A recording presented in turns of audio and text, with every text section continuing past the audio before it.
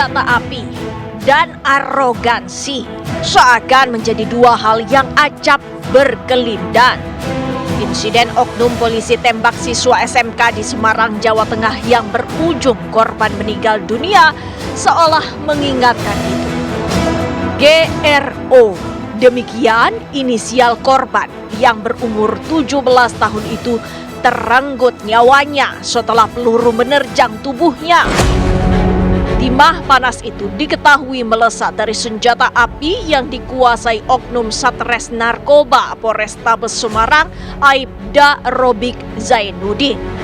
Selain GRO, dua korban lain yakni berinisial AD 17 tahun dan SA 16 tahun. AD dan SA mengalami luka tembak di tangan dan dada. Insiden itu terjadi di Jalan Candi Penataran Raya, Ngalian, Kota Semarang pada Ahad dini hari 24 November 2024. Aibda R sudah dilakukan penahanan di penempatan khusus di Bitpropam Polda Jawa Tengah dalam perkara penembakan tersebut, dan yang bersangkutan terproses dalam proses kode etik profesi kepolisian dan akan segera dilakukan sidang terhadap yang bersangkutan. Itu statusnya sudah tersangka berarti atau gimana? Jadi ada dua ya yang akan dilakukan pemeriksaan terhadap Aibda R, yaitu kasus kode etik profesi kepolisian bagi yang bersangkutan, dan juga akan mendapatkan proses kasus hukum atau tidak pidana bagi yang bersangkutan. Statusnya Pak, yang bersangkutan sampai hari ini Pak tersangka? Kalau saat ini masih terperiksa, namun yang bersangkutan dalam proses penahanan atau penempatan khusus.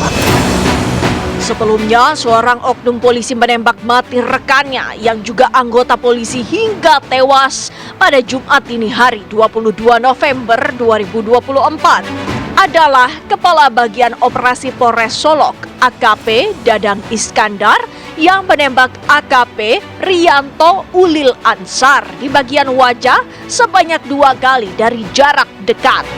Tembakan itu mengenai bagian pelipis dan pipi menembus hingga ke tengkuk. Tak cukup sampai di situ, AKP Dadang kemudian memberondong tembakan ke rumah dinas Kapolres Solok Selatan, AKBP Arif Mukti.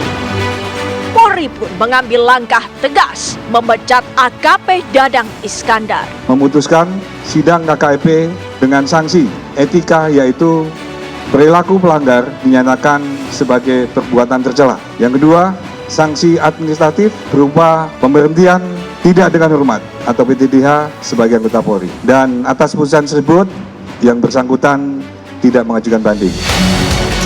Sehari sebelumnya di tempat terpisah, Kamis 21 November 2024, warga di Kecamatan Sekayu, Kabupaten Musi Banyuasin, Sumatera Selatan dikagetkan oleh insiden penembakan yang merenggut nyawa AMP.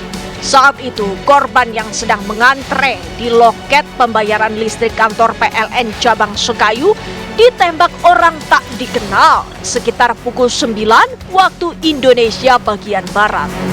3 jam usai kejadian, polisi meringkus pelaku berinisial EMN alias Atak di lapangan Simpang Tugu Bundaran Sekayu, Banyuasin, Sumatera Selatan.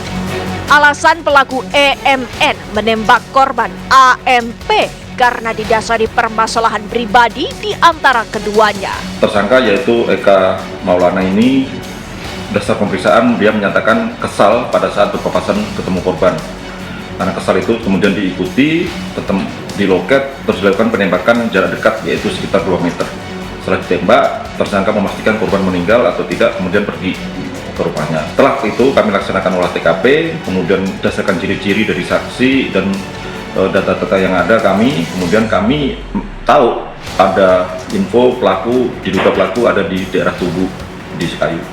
Kemudian kami laksanakan penangkapan. Pada saat penangkapan di pinggang pelaku kami temukan pistol beserta 7 peluru serta 1 senjata tajam dalam bentuk bandik.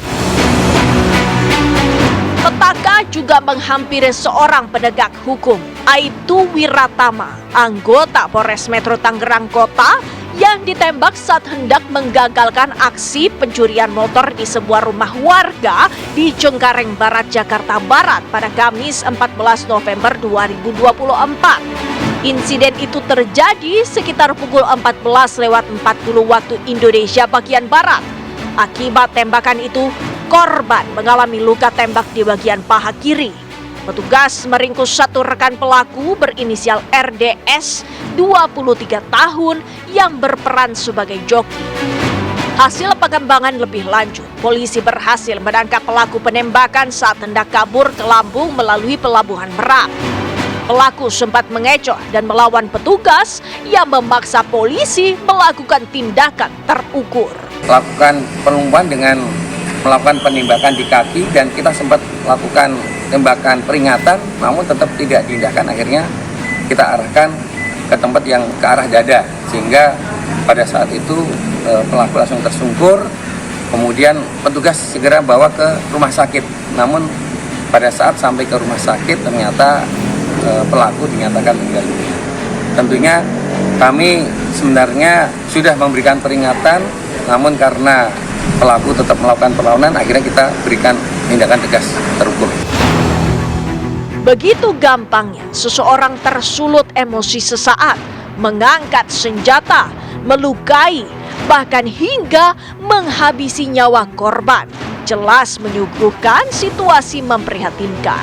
Namanya fenomena oknum itu ada di semua lembaga. Di DPR ada oknum, kemudian di pemerintahan ada oknum, di kepolisian ada oknum, ya. Itu hal yang biasa, tinggal bagaimana kita mensikapinya. Ada dua hal menurut saya, hal besar yang penting untuk dievaluasi terkait masalah ini. Soal bagaimana evaluasi penggunaan senjata. Maraknya kasus penembakan oknum aparat terhadap warga sipil menyita perhatian sejumlah kalangan yang kemudian menyerukan pentingnya evaluasi terhadap penggunaan senjata api, termasuk menyoal pengawasannya.